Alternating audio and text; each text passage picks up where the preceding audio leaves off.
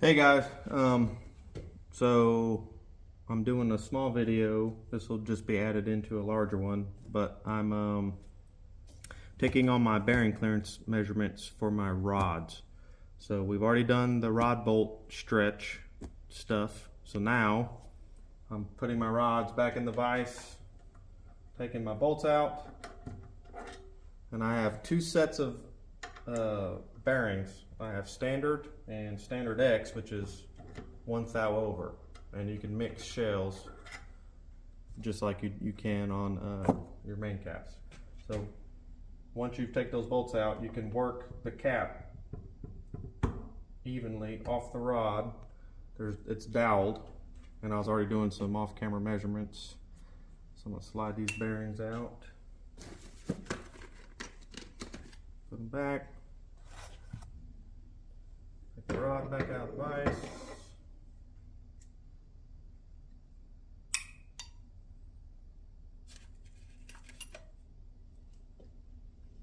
So get that out and just make sure you have a clean surface to work with on both your rod and cap. And if you remember, I marked my rods with the Sharpie. There's a line right there, so the orientation of the cap can't get messed up. I have a reference. So make sure you do that. You do not want these to be backwards because these are only made to go one way. And I even marked one of my rod bolts with the Sharpie when I was doing the rod bolt stretch stuff, because I'm keeping the bolts even in the same holes every time. So, but you take this apart. I'm on number 4. And if you look at my journal measurements for the rods, number 4 was 2.0863. So factory spec on my crank, it's a Boss crank, and it should be all Gen 3 Coyotes, or actually probably all generation Coyote 5 liter, is 2.086 is your standard rod journal spec on a factory crank. I'm shooting for 2.5 thousandths up to 3 thousandths oil clearance is what I'm wanting. So what I'm doing, since I already have an idea of what standard bearings are getting me and what standard X bearings are getting me, and then as far as mixing them, on this one, what was I at? 3/10 bigger. So I think I'll do a mix set again on this. And if you are mixing shell, just make sure, I think on rods it doesn't matter. I'm doing my larger bearing on the rod side. Again, I don't think it matters like it usually would on mains. But if you do mix them, just make sure you follow that same pattern and you're consistent across all rods. So if you choose the rod to put your larger bearing shell on, just make sure you do that every time if you are mixing bearings. So I am going to mix them, right? So I'm going to take a standard X bearing, and if you look, there's a groove on the rod right here, and then there's like a little locating tang. So I wanted to touch on the bearing, on when you're putting your bearing halves in, regardless of mixed, all one size, standard X, whatever. Make sure you're putting, just like on the mains, there is 2 different style bearings. One is made for the block, one's made for the cap on the mains. So same with on your rods, there's 2 different style bearings. So here's 2 standard bearings. But if you look at the locating tangs, you'll see this one, if you look from the tang to the left, it's thicker than the tang to the left on this one. It's a thinner area.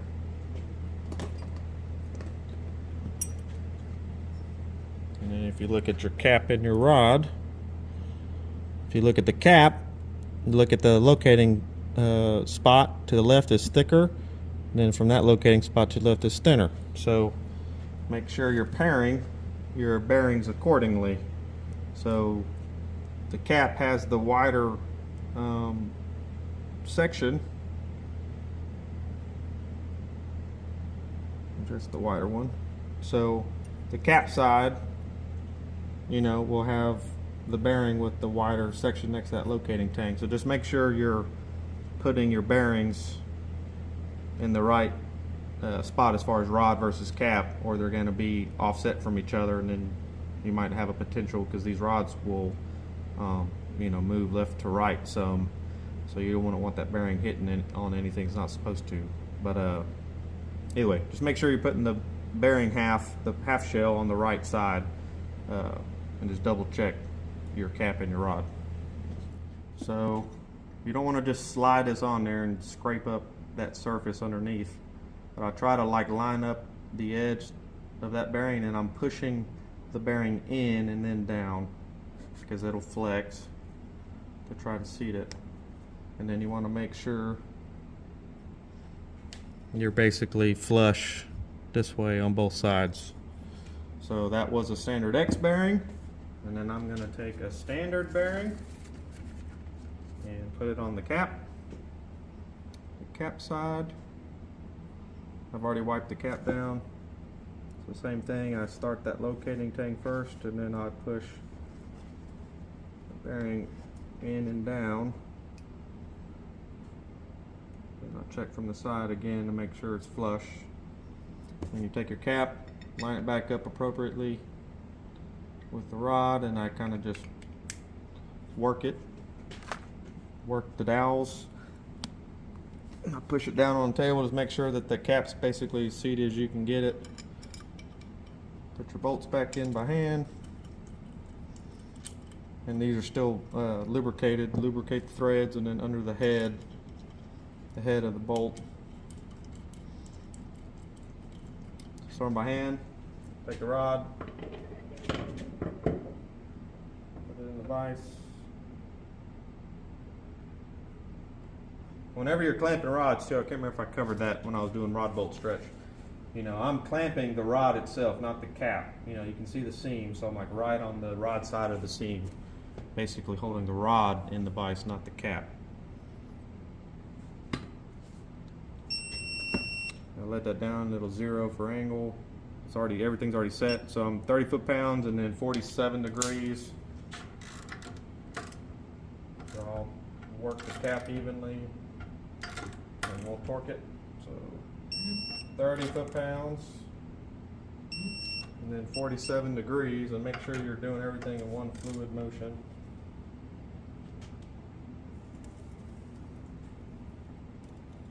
Nice and smooth.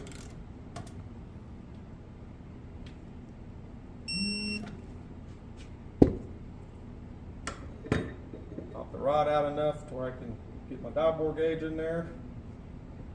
Lightly clamp it back down. So 2.086 is the standard rod journal size on the crank, right? So I took my dial bore gauge, and same thing as we did on the mains. This is 2.1 inch anvil in here, but I zeroed my dial bore gauge on a micrometer. The micrometer was set at 2.086. So I'm basing all these measurements off the standard size. So I'll put this in here, and I'm perfectly centered in line with the rod, about exactly midway down the bearing. And you rock back and forth, get your high point.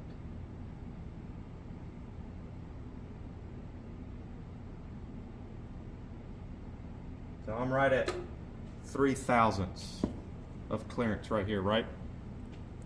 I'm at 3/1000ths clearance, but that journal was 3/10 over. So technically it ain't 3/1000ths.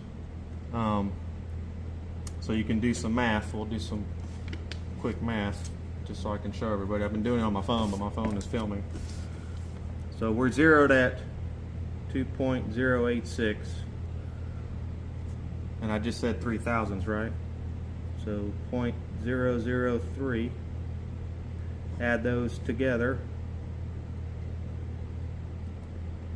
Gives you 2.089. I'll show you that math right there. So I'm at 2.089, but my actual journal was 2.0863. So I'm going to subtract 2.083 from that.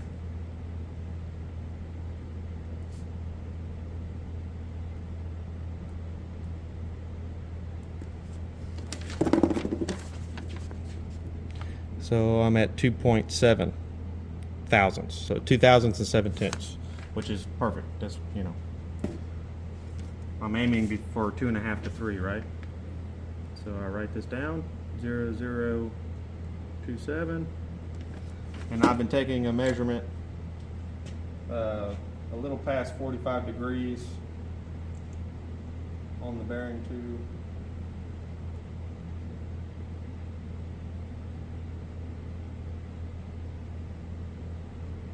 .6. So same thing, I'm doing the math.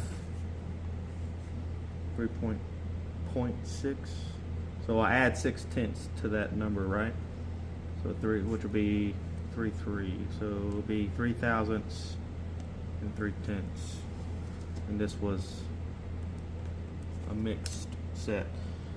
And the reason I'm taking that second measurement, for one, just to check consistency across all rods.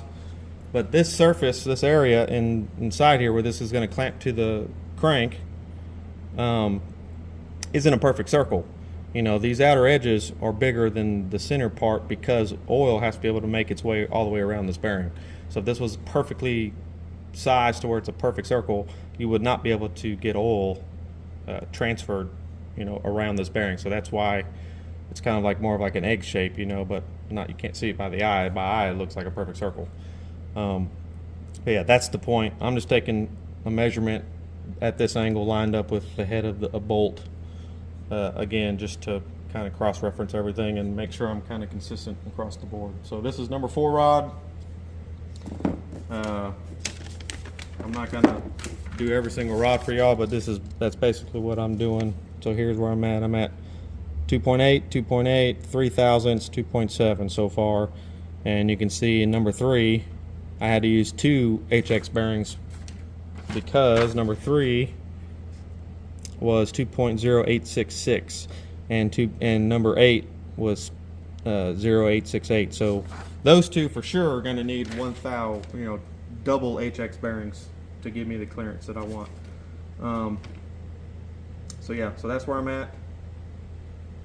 I'm going to work my way all the way down, but I'm not going to bore y'all with that. But that is the process of putting in your bearings, torquing the spec steel, and then you take a dial bore gauge, and again, I zeroed it to factory spec 2.086, but if you wanted to, it'd be a lot more work, but you could re-zero your dial bore gauge to the exact size of that journal if you wanted to, but to me that just is a lot more time consuming and more work and effort on your part versus picking one number, zeroing to that, and then just doing a little bit of math.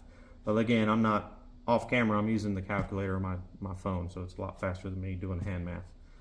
But yeah, that's the process of speccing out bearings to get the amount of clearance that you want on your rod. So not too bad. It'd probably take about an hour and a half, hour and a half probably to do this slowly and take your time and go through all of them. So yep, hang in there with me. We'll get this motor built, guys. Peace.